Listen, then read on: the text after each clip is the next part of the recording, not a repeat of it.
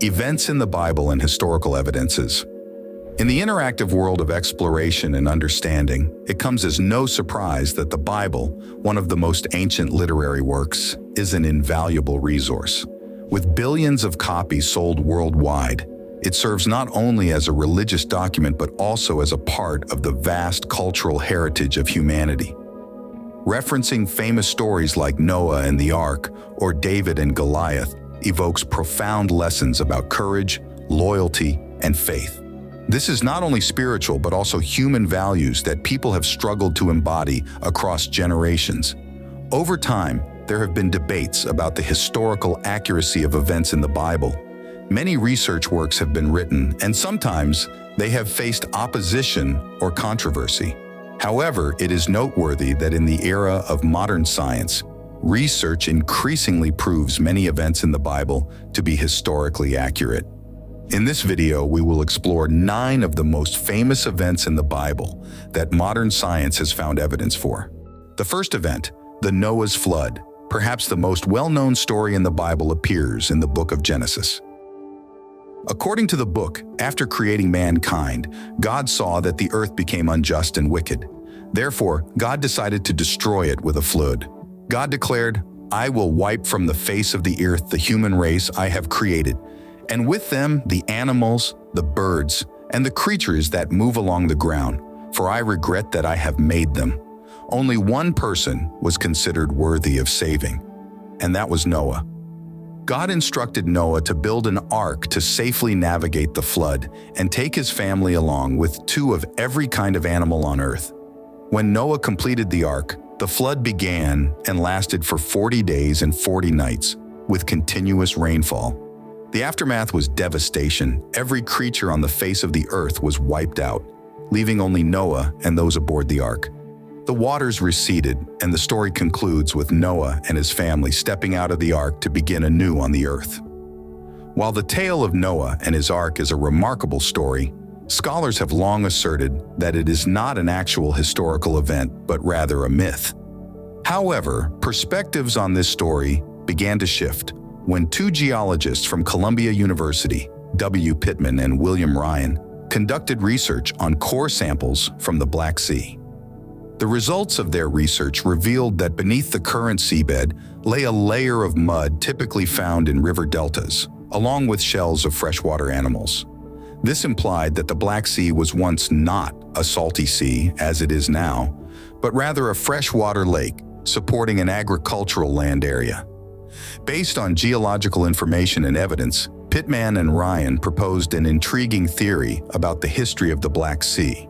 According to them, in the past, the Black Sea was a freshwater lake divided from the Mediterranean Sea by a landmass called the Bosporus Strait.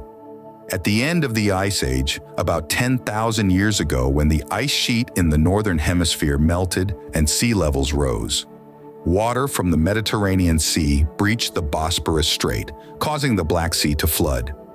Without warning, water would overflow, creating a gaping hole with a force 200 times stronger than Niagara Falls in a single day. Enough to cover an area the size of Manhattan, with over 3,000 feet of water depth within a year, submerging about 60,000 square miles of land. This theory has attracted the attention of the world's most renowned marine scientist, Robert Ballard, who conducted research on the history of the Black Sea with his team. They used sonar scanning devices on their ships to map the underwater landscape. During this process, they discovered a remarkable structure over 300 feet below the seabed and later uncovered the rest of an ancient building. This structure indicates a civilization dating back thousands of years, lying 150 meters deep underwater, suggesting that people lived there before this area was flooded.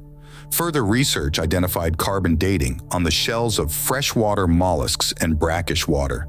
They found that all freshwater mollusks of the same age died at the same time, indicating that they died simultaneously due to a sudden flood, not due to gradually rising water levels over time. This is the first evidence of a flood in the Black Sea region, a flood that could certainly provide a basis for the biblical story of Noah's Ark. Although the evidence points to a flood in the region, it is not sufficient to prove a global flood as described in the Bible. The issue is that the Bible is not the sole place recounting stories of a global flood. In fact, cultures worldwide and across historical periods have similar flood stories from Mesopotamia to ancient Rome. What's notable is that not only flood stories, but almost all cultures describe a peculiar character like Noah and his family surviving the flood, often appearing on a boat.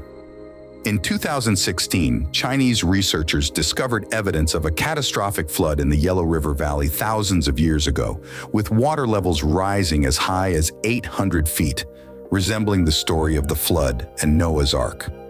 In 2020, evidence of a great flood emerged in the central Andean highlands of South America, where the Inca people narrate a family surviving a global flood. At a deep point in the past, in the year 2023, Indian researchers confirmed ancient Hindu mythology featuring the character Manu surviving a global flood through evidence of a major flood that caused the disappearance of the Saraswati River thousands of years ago. These pieces of evidence consistently emerge in stories from around the world. This means that the story in the Bible about Noah's Ark has been corroborated. We know for certain that a flood occurred in the Black Sea region. And the more evidence we gather, the more it seems like it was, indeed, a global flood, as described in the Bible. The second event, 10 plagues of Egypt. Among the biblical plagues recounted in the book of Exodus chapters 7 to 11, describe 10 plagues sent by God to exert pressure on the Egyptian pharaoh Ramses II, compelling him to release Moses and the Israelites who were enslaved. Each time a plague occurred, Pharaoh was shaken by the horror it brought, eventually agreeing to gradually release the Israelites, only to retract his decision after the plague was lifted until the 10th plague arrived, and he finally agreed to let the Israelites leave Egypt.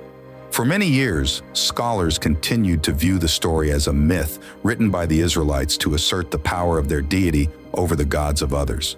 However, recent evidence has emerged to suggest that the 10 plagues in Moses's and Pharaoh Ramses' Bible could have actually occurred in 2010.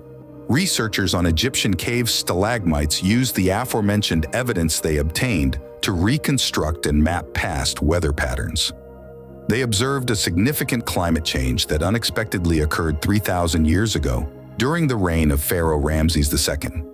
The evidence suggests that during that time, a dramatic climate change occurred, leading to rapid temperature increases and severe drought across Egypt, to the extent that it could dry up the majestic Nile River and turn it into what researchers described as a slow-flowing, marshy stream. With these groundbreaking discoveries, researchers from around the world quickly began to gather to see how this could directly lead to the 10 plagues mentioned in the Bible. Starting with the first plague, when Moses struck his staff before Pharaoh and the river water turned into blood, fish died, and the water became undrinkable. Researchers found that at that time, temperatures rose and the Nile River dried up, creating conditions for the harmful alga, Oskion, Latoria, rubens to flourish, turning the Nile water red as blood and causing the death of aquatic creatures. The next plague was the invasion of frogs attacking humans and livestock, along with swarms of large flies attacking and overwhelming the land, causing environmental damage. The fifth plague occurred when Jehovah predicted that a dreadful plague would attack the livestock of the Egyptians. The next day, it happened. Scientists believe this could be due to insects spreading diseases like African horse sickness or blue tongue disease in livestock, leading to widespread death in the animal population. In the sixth plague, Jehovah instructed Moses to take a handful of soot from the furnace and toss it into the air before Pharaoh. The soot became fine dust, causing boils on people and animals in Egypt.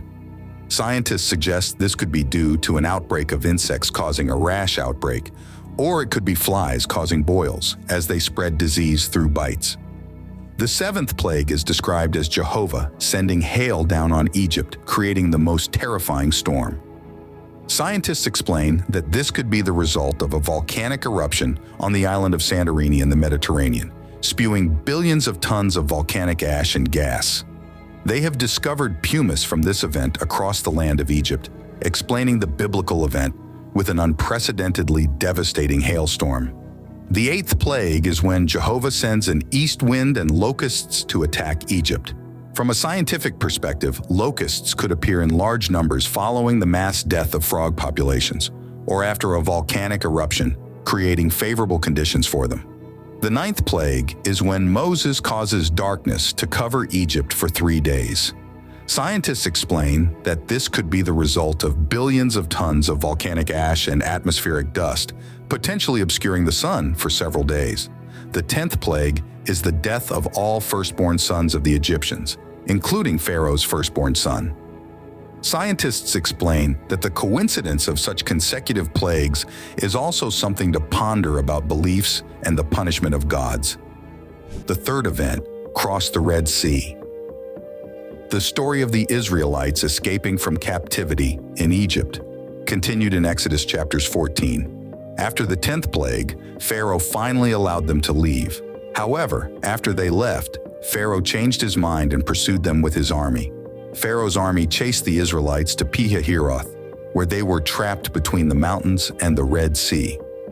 In this dire situation, God commanded Moses to lift up his staff, stretch out his hand over the sea, and divide it. The Israelites walked on dry land through the sea, with walls of water on their left and right.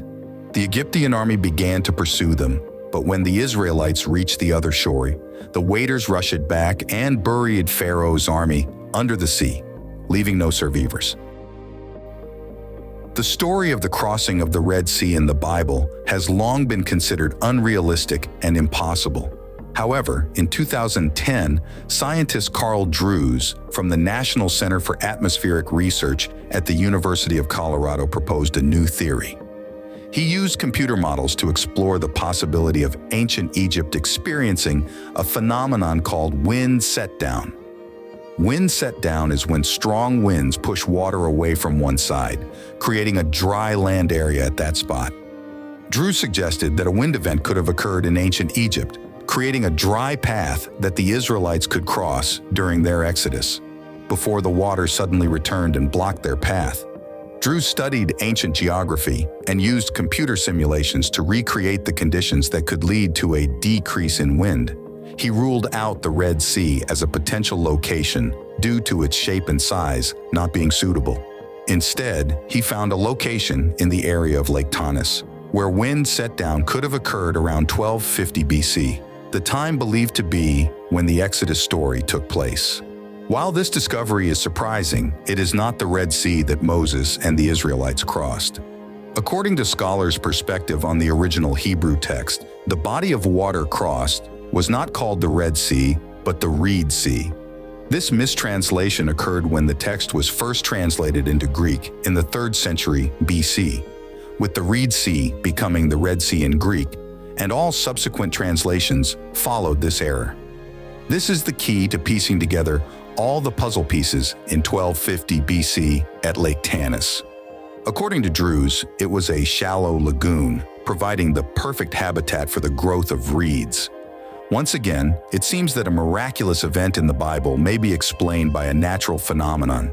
Perhaps a storm actually occurred randomly as the Israelites were fleeing Egypt, allowing them to cross the Reed Sea to safety. Whatever the case, it certainly could have happened.